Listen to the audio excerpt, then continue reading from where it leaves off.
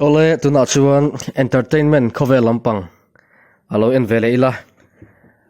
The Transporter movie changa mizotina kan hmel hriat chan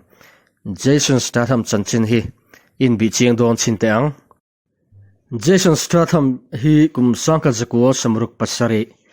July ni samni paruka Sire Brook Derby Zaire England Aileen le Barry Statham te inkara alo pianga anu hi lam thiam ni in apa ero street seller anti mai khulaya thilzuwa thin ania atul dana zirin rong hnoi na te thokin lungal thei khura te athoka Canary Island ate zain ain hlobuk thin ani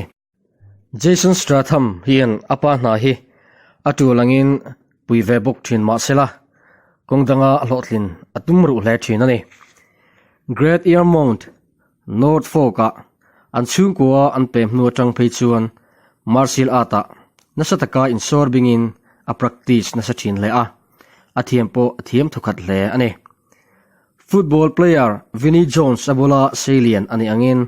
football po ati thei fuwa chu mai pelama diving lampo abeina sa hle thina kumsa ka zakwa samkwa Commonwealth Games Auckland New Zealand an nei a khan National Swimming Squad telin anram ai alo ove to ngat ani kumso phani chung lai National Swimming Squad hian atel veng he ani mishing zinga hian vane tur hi anom big kan ti don nge he Commonwealth Games atel nuloka Crystal Palace National Sports Center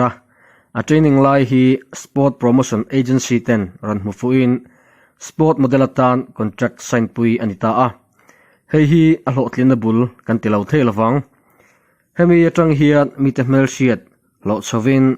kumsa ka zakua sumko paroka chuan khovel huwa po brandlar Tommy Hilfiger te Griffin le Levi's te hena contract assign der mai ani kumsa ka zakua sumko pasaria Friends Connection nen contract sign la in hei hi movie lama a career in chan chona tura arabi poimo tak aloni chota ani Friends Connection spokesman chuan Jason Statham an modelatana an thlanna chan hi heti hian asoya mi papa ngai tak kan duwa ani hi athatok kan ti hle ani a mel pa shrak mai le mi pa model tam tak te ang zim zem ani velo awangin ti in asoi nge Friends Connection nena contract and sign lai hian British movie director Guy Ritchie nen in melfiatin Guy Ritchie hian Jason Statham tunma hun nen a movie sim thar tur chu a in medon hlein a hria ti chuan contract ziak donin Guy Ritchie crime comedy thriller movie Lock, Stock and Two Smoking Barrel ti a chuan bacon roll play in hi a movie puitling chan masak ber chu anita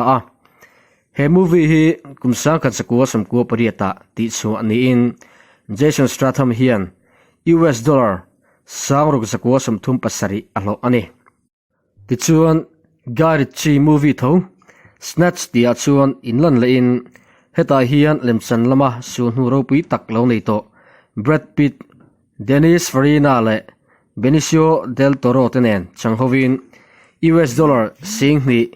zasari samruk lai alo chuak ve nge ani kumsang hi le pahni alo her chu meu chuan Jason Statham chu mila tak tak alo ni chota movie chantur offer po adong nem malmal hle maya chungzinga chuan mizo te ngei puina kan hriat chian channa movie The Transporter a chuan Frank Martin ti mingpuin aron chang chota heta changzet chuan Jason Statham chu Hollywood actor Elisa po adwailo berta zingami aron ni chota ani a film chanto te hi atam rem hle sevek sen ani hau lawanga mizoten kan hriat lar zual deuh te lo seidon ila pakhatna chuan Transporter 1 2 le 3 te The Italian Job ate Wild Card Death Race